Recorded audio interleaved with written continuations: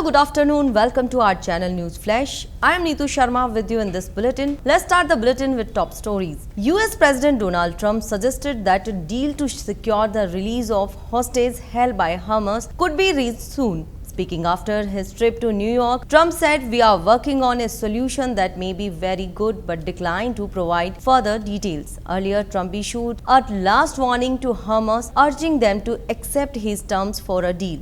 "The Israelis have accepted my terms. It's time for Hamas to do the same," he wrote on Truth Social.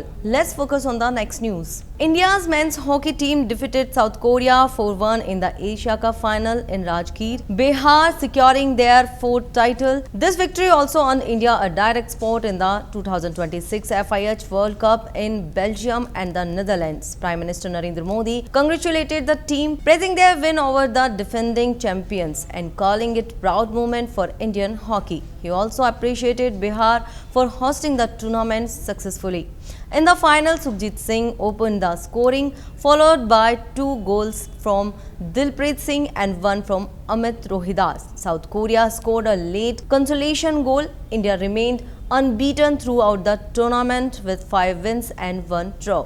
Congress leader Shashi Tharoor has praised the recent reform in the goods and service tax system, describing it as a much fairer system that will benefit everyone. Speaking on the changes, Tharoor emphasized that the new structure is more equitable and will streamline the taxation process. He expressed optimism that these reforms would encourage economic growth and create a more business-friendly environment in India.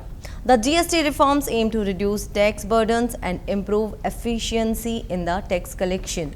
On the birth anniversary of Bharat Ratna Dr. Bhupen Hazarika, several political leaders paid heartfelt tributes to the legendary singer, composer and poet. Prime Minister Narendra Modi took to social media remembering Hazarika's contribution to Indian culture and music, particularly in promoting Assamese culture globally.